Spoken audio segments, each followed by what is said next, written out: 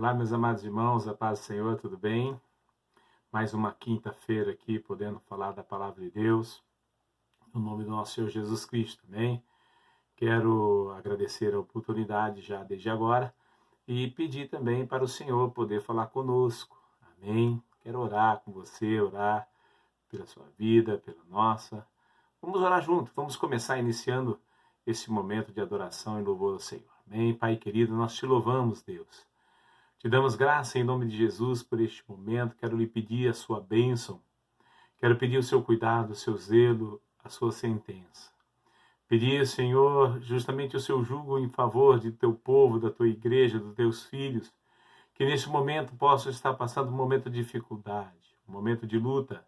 Então lhe peço a Deus que no nome de Jesus Cristo, fala comigo, fala com a tua igreja, fala com o teu povo, Pai, através desse vídeo, cada amigo, cada irmão que está assistindo. Te peço, em nome de Jesus Cristo, para usar-me, Senhor, para falar da tua palavra.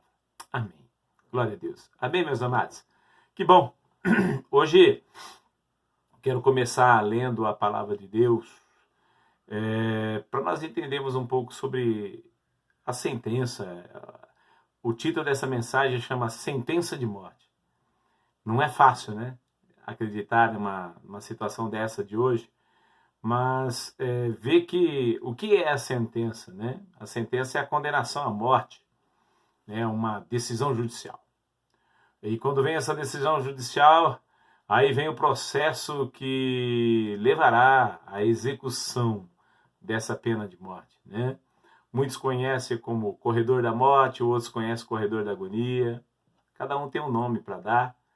Mas eu queria falar desta forma, porque se a gente está num corredor de morte ou um corredor da agonia, é porque nós temos certeza do que vai acontecer conosco. Já foi julgado, né? Já foi tomada uma decisão. E será que é fácil? Eu acredito que não. Eu penso dessa forma e eu posso falar hoje para mim e para você, com muito carinho, louvando a Deus. Eu quero ler o texto da palavra de Deus para começarmos, mais ou menos para entender a situação do nosso próprio Jesus Cristo.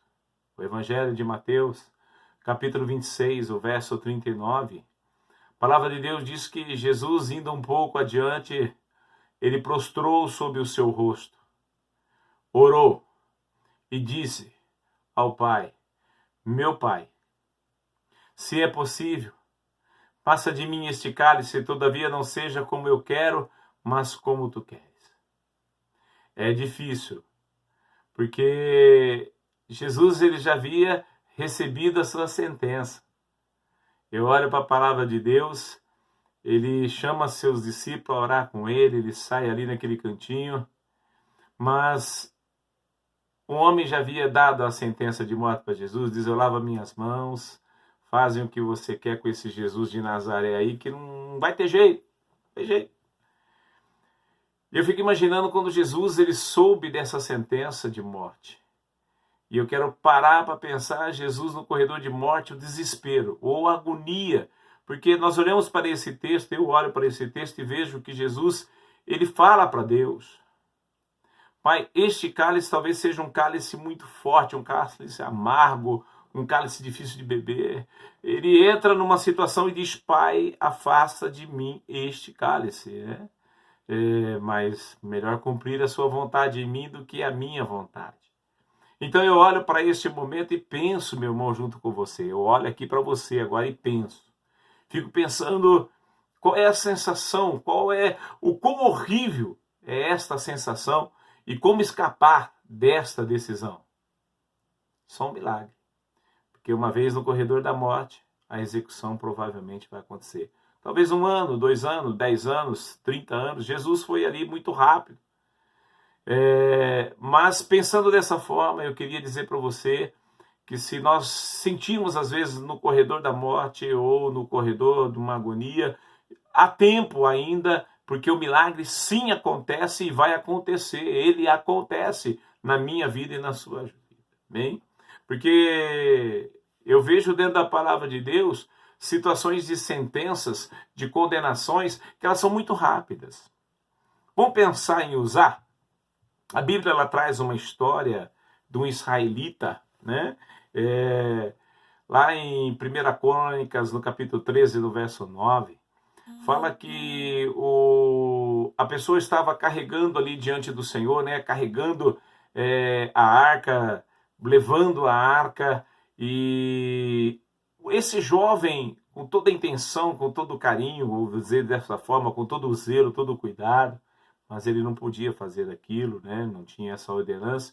Mas a arca do Senhor diz que o carro que estava levando ela quebra a roda, e esse moço ele segura a arca para ela não cair, vamos pensar assim. E ali no mesmo tempo foi uma das decisões, eu vou chamar assim, mais rápida, e a execução foi a mais rápida. É o momento que ele pôs a mão, diz a palavra de Deus em 1 Crônicas 13, 9, que ele foi executado ali mesmo e perdeu a sua bênção. Vamos pensar assim, ele morreu por ter zelo, ele morreu por ter cuidado, mas foi dado a ele uma execução.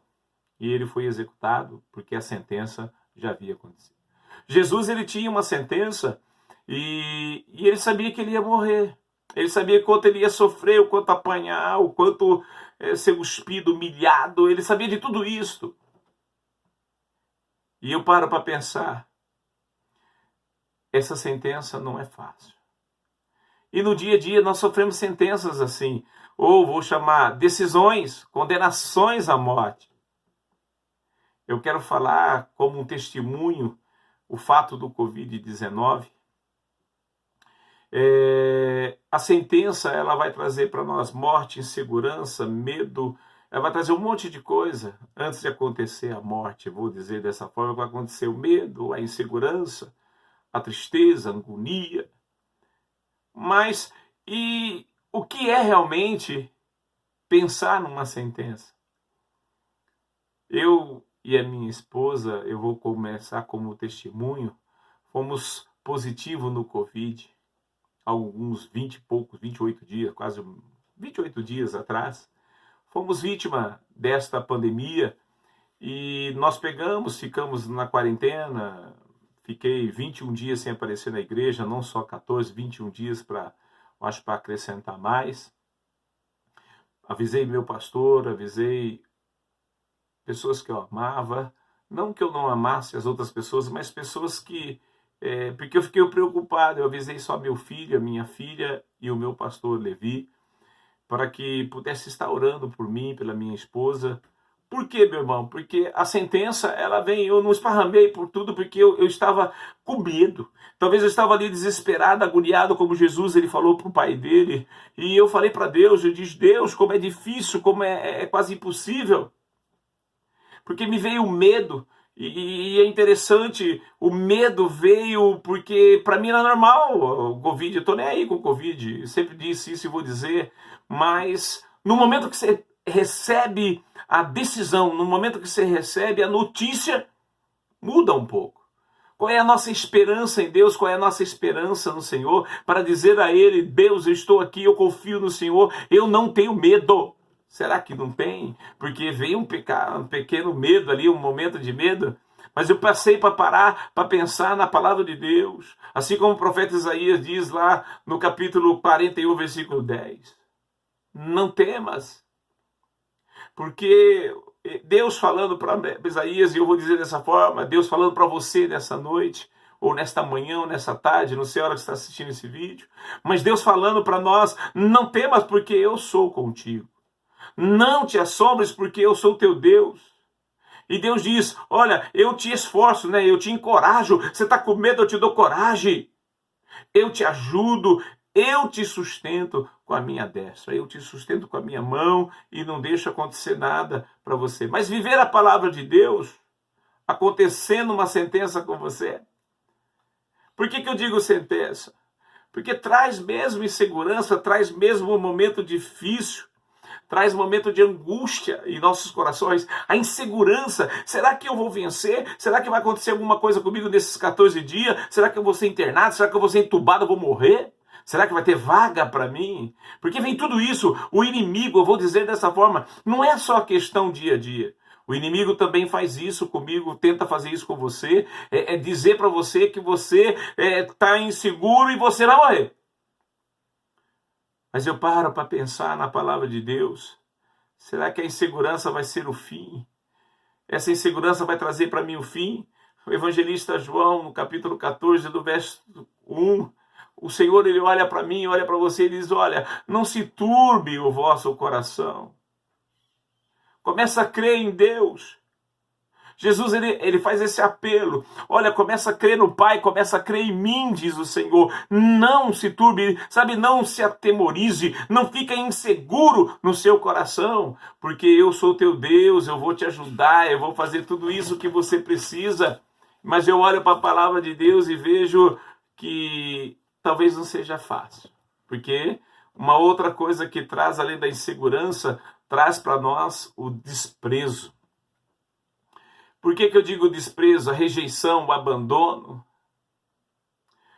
No momento que nós soubemos que estávamos, então, com o Covid, muitas pessoas, é natural, não estamos e não vamos jamais condenar, e você também não faça isso, no caso do Covid, mas as pessoas, elas tinham medo da gente. As pessoas, elas tinham insegurança, elas se apavoraram em chegar perto da gente. E é natural, é recomendado isso pela saúde, o ministério, né? Recomenda.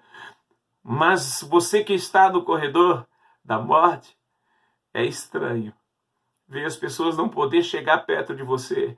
Ninguém pode te visitar, ninguém pode te dar um abraço, ninguém pode te dar um oi. É horrível, porque vem um desprezo grande.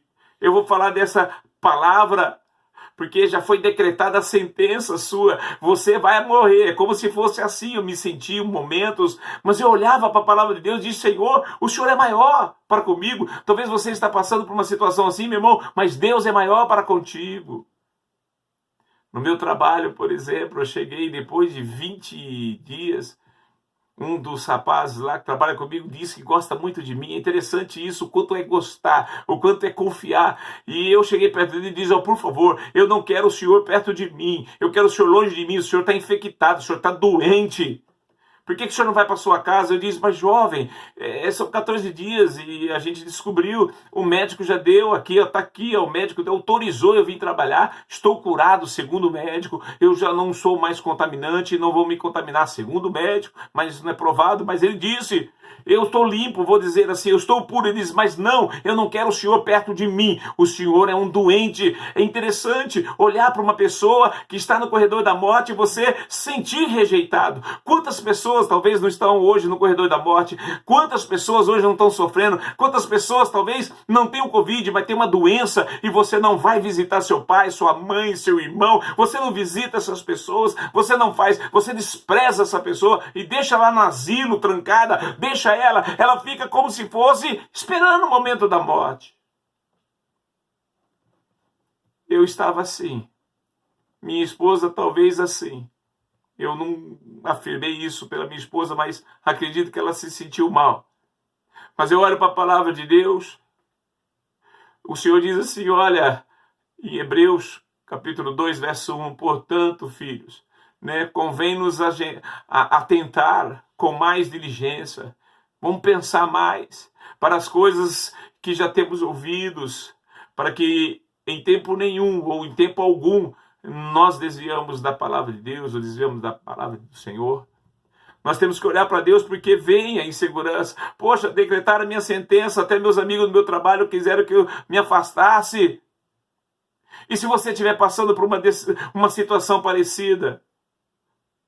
Se você estiver passando, talvez, minha irmã, meu irmão aí, se você está ouvindo essa mensagem, talvez num cárcere, eu vou chamar assim, aí num leito, hospital, aí numa prisão, aonde você estiver, ninguém tem que te visitar, ninguém foi te visitar, como é que você está sentindo? Mesmo assim, se você estiver passando por uma situação dessa, de desprezo, de morte, não tema. Lembra que Deus, Ele é contigo. Porque se você ama a pessoa, será que você consegue, como diz a palavra de Deus? Em 1 Coríntios 13, lá dos versículos 7. Porque quem ama sofre, né? Porque o amor tudo sofre. O amor, né? Ele tudo crê, tudo espera. Ele tudo suporta. Meu irmão, minha irmã, lute.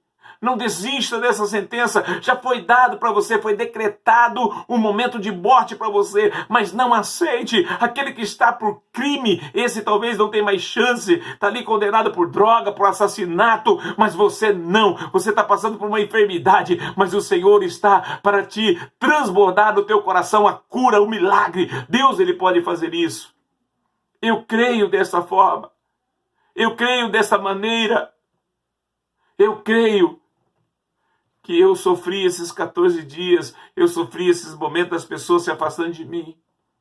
Algumas pessoas desconfiaram e diz: olha, é melhor o senhor não chegar nem perto de mim.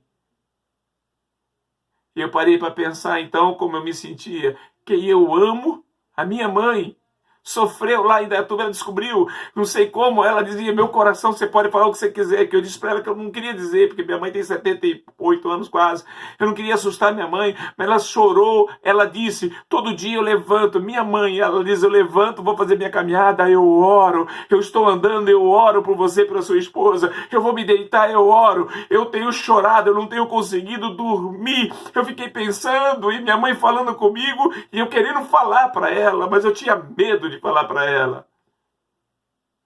Talvez você tenha medo de expressar a sua situação, você tem medo de dizer que está enfermo, você tem medo de dizer que está doente. Fala para a pessoa que você confia, para que ela possa orar, ela possa interceder pela tua vida, para que você não fique encarcerado dessa forma. Olha para a sua vida. Quando você se sentir: eu estou no corredor da morte, eu estou no corredor da agonia, você vai olhar para Jesus e dizer: Jesus, vem. Maranata, vem, Jesus, vem, vem. E Jesus, Ele vai. Talvez as pessoas que você ama não podem chegar perto de você. Ela não vai poder vir, meu irmão. Talvez ela não pode ir, minha irmã, meu amigo. Mas Jesus pode. Jesus, Ele chega perto do leproso. Jesus, Ele chega perto do aidético. Jesus, Ele chega perto de um contaminado pelo Covid. Jesus está perto de qualquer um que clamar a Ele e pedir: vem, Jesus. Jesus vem, Ele vem. Então eu diria para você, como é difícil. Eu não estava numa prisão, mas eu estava com sentença de morte. Porque, segundo o Covid, eu poderia morrer. Pela minha idade, minha esposa é uma pessoa de risco da pressão alta que ela tem, as dificuldades que ela tem de ter tirado a tiroide.